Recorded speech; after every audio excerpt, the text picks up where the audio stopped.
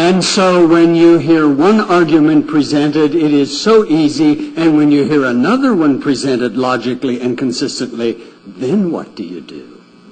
This is the benefit of a dialogue. It's the dilemma of a dialogue. And as you see, so far at any rate, they are such good friends. We have now experienced the longest part of our time together, the 25-minute initial presentations. We'll go in just a moment to a 10-minute response or rebuttal. Choose which word you wish. We'll begin with Jay and then go to Shabir. This is a good time, if you've not done so, to write down a question, address either to Jay or Shabir, send it to the outside of your section, and during these comments, the ushers may come and pick them up and bring them to me if there are any questions. We proceed, as I said, with Jay and Shabir.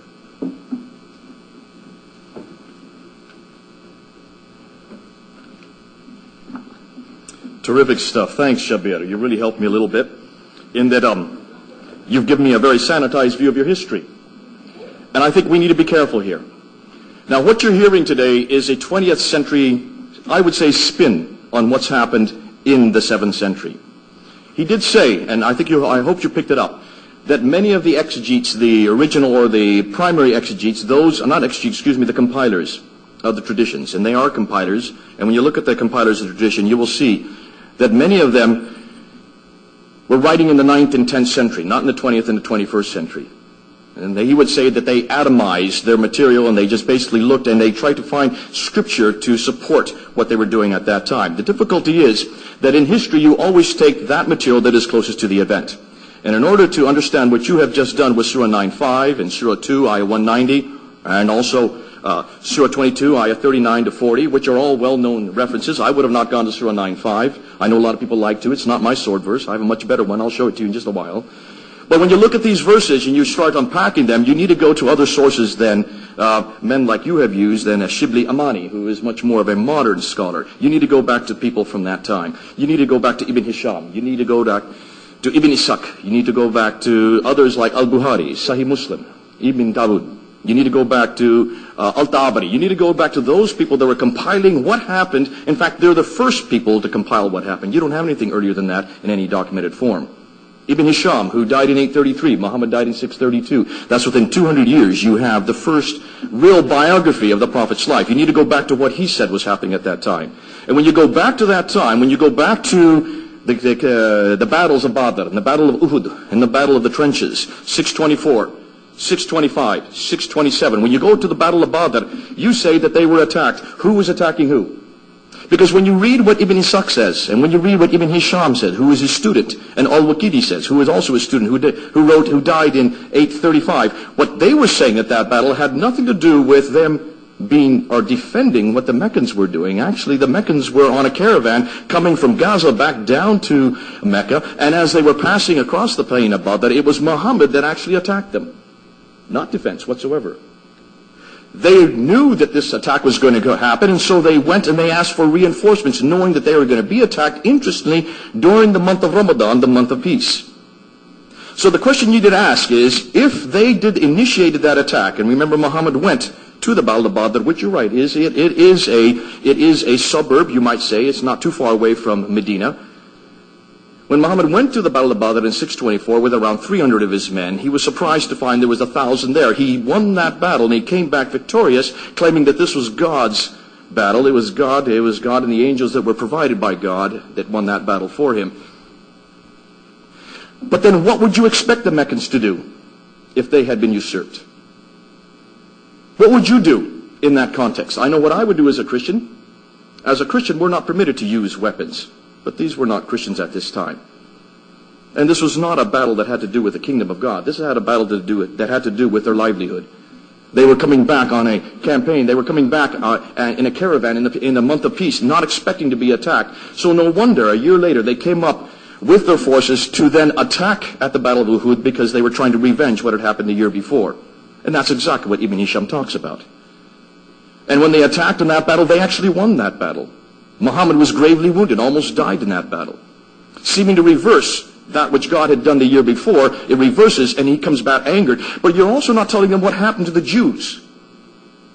Those who were under the jurisdiction of Muhammad at that time. And that's what concerns me, because these are the people that actually were under his jurisdiction in a Khilafah state. And that means they are people that are under his titular head, politically speaking. And I'd like to know what would happen to me if I was in that same context.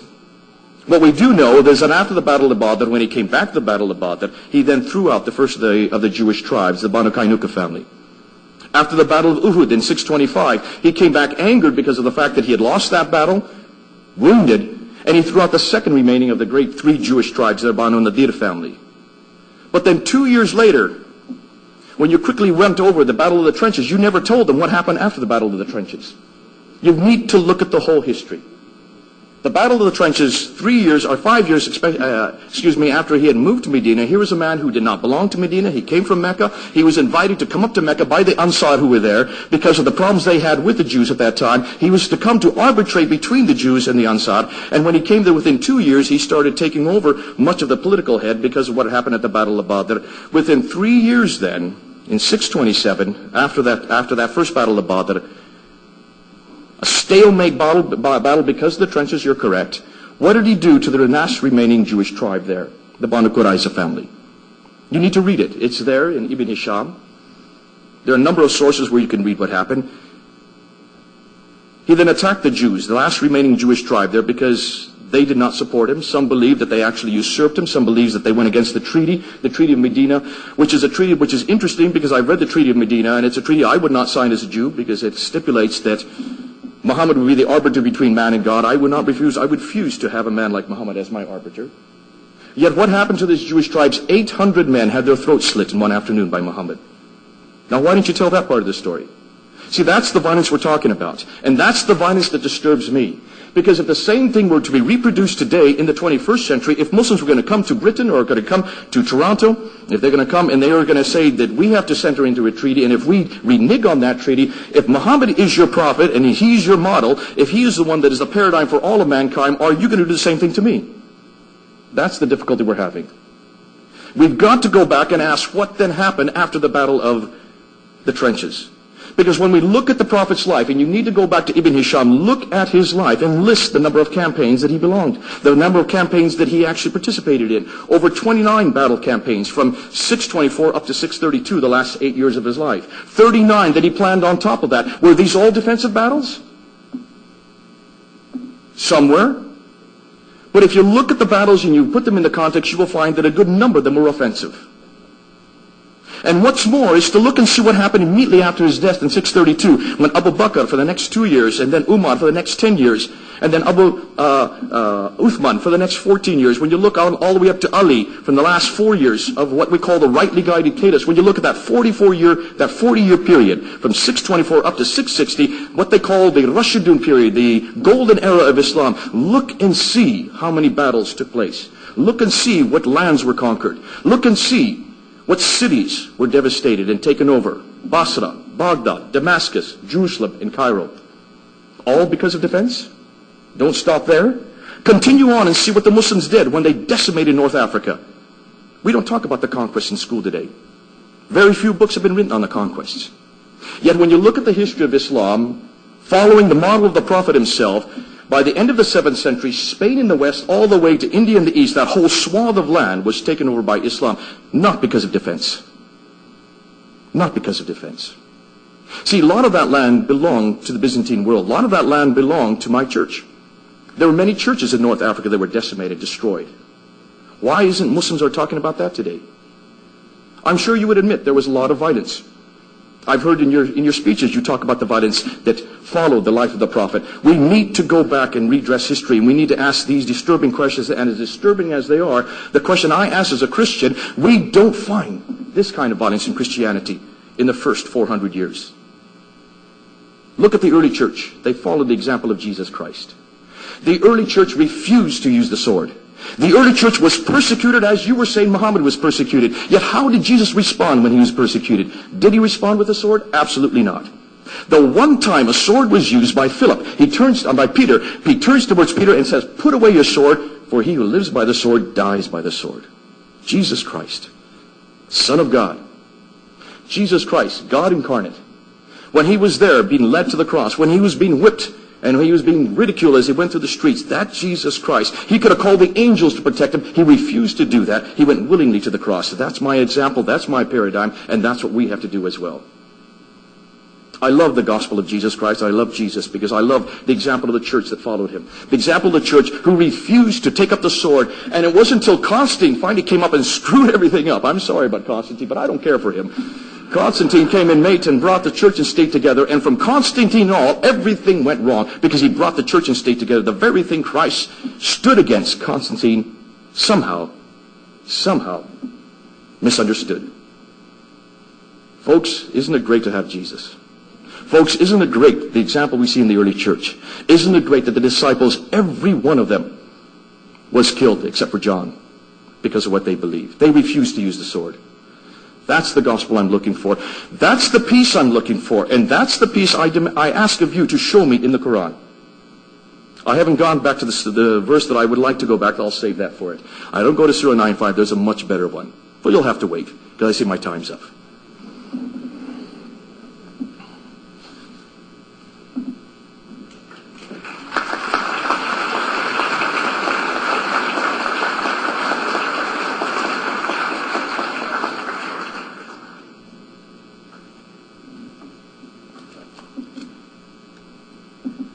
Well, Jay, I think, has a right to be angry because the way he sees it is that I have hidden and covered up certain obvious things that should have been mentioned in my initial presentation.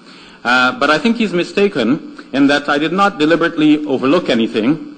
The initial presentation was used up in pulling together all of the verses of the Quran that relate to our subject as much as that would be possible within the time frame that I was given, but also to lay out the interpretive framework that will help us to understand any verse of the Quran. I've stressed the intertextual and the contextual readings that the Quran must be subjected to.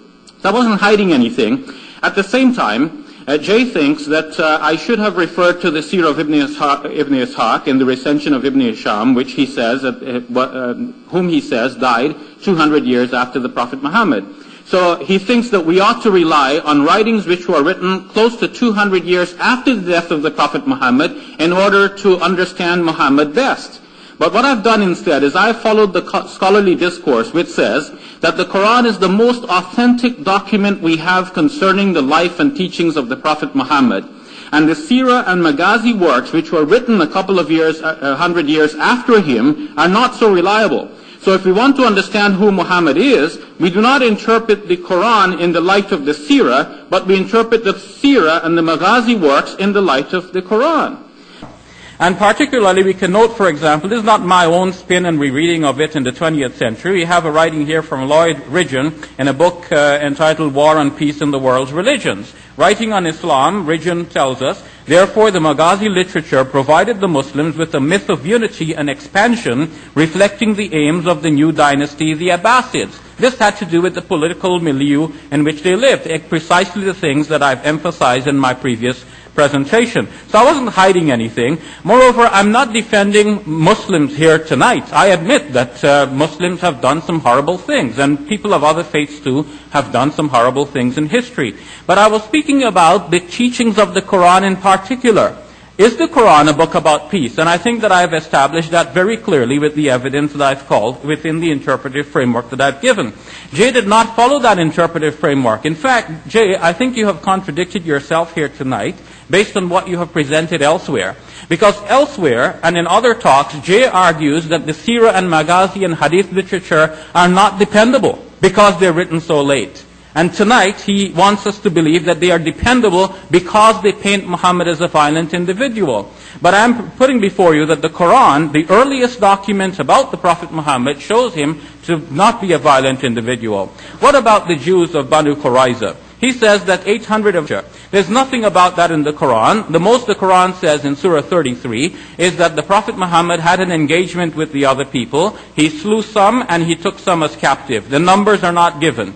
The numbers which are given in the Maghazi literature are grossly exaggerated. If you think of 800 people having their throats slit in one evening, and then where are they buried? We already spoke about the Battle of the Trenches. If this occurred exactly after the Battle of the Trenches, the obvious place to bury them would be in the trenches. But the reports say that they were buried in the marketplace of Medina. Now imagine, after going through all of the trouble of digging the trenches, now you go dig the graves of these slain individuals somewhere else.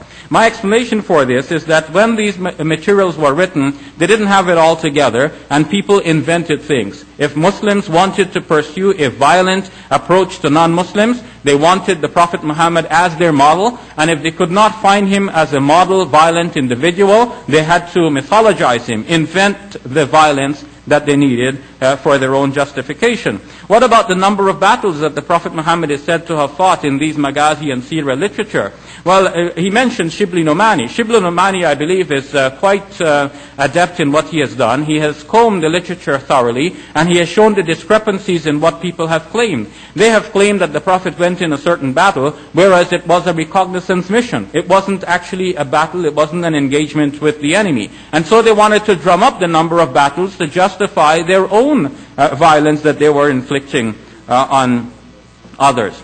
What about the Battle of Badr? Was this an offensive launched by the Muslims to attack a caravan? Here too, Shibli Nomani, in his book, The Seerah of the Messenger of God, analyzes the passages in the Seerah works and their relationship to the Quran, and he shows that the Quranic evidence bears testimony that the Muslims, at the time of leaving their city, thought that they were going to face the enemy who was going to attack them in a large number. Whereas the Maghazi works say that the Prophet Muhammad and his followers left their city to attack the caravan, and it was when they were outside of the city that they got news that a large army is coming to defend the caravan. And then they had to decide what they're going to do, whether to turn back or to face the enemy. Whereas the Quran itself in Surah 8 shows that the Muslims, in verse number 7, before leaving Medina, already had to decide, are they going to go face this overwhelming odds or not? So he shows that there's a great discrepancy. What's to be trusted in the case of this discrepancy is the Quran over and above the Maghazi literature. So I don't believe that there's anything that Jay has said that overturns my initial presentation. I agreed that he has a right to be angry because he understood that I was hiding something, and that could make somebody really angry. But folks, I wasn't hiding anything. On the other hand, I think that Jay, while he has admitted that the violence in the Old Testament is much greater than in the Quran, and these are his words, which I've written down as soon as he spoke them, he seems to think that the New Testament presents a different picture of morality, and we should guard against this. He brought me actually greetings from our good friend James White, and James White has written in his book, The God Who Justifies, on page 61, in response to those Christians who may think, okay, that was the God of the Old Testament, now in the New Testament things are different. In response, White has this to say: there is only one God, and the God of the Old Testament is identical in every way to the God of the New. So we cannot look at two different moralities here. Why is the New Testament then different? In his article on jihad in the Blackwell Companion to the Quran, the Jewish writer Reuben Firestone explains the situation in which both the Talmud and the New Testament were written. Here we're talking about the context. Now the context here was different. The New Testament and the Talmud were written at a time when Rome dominated, and there was no hope, either from among the Jews or from among the Christians, that somehow a political struggle will result in any victory. So a passive approach was taken. And this is particularly in page number 313 of the Blackwell Companion to the Quran, in which Reuben Firestone has laid out this case. And one can see this to be true. Jesus, according to the New Testament, was the Messiah who was expected to rule on the throne of David. So that the verse that was quoted about this says that God said to him, "Sit at my right hand till I make your enemies your footstool." The imagery was that Jesus would sit in a political rule on a throne that was left vacant by David, and that God would have it such that Jesus would be resting his feet on the slain bodies of his enemies. It was to be a political battle, a military confrontation.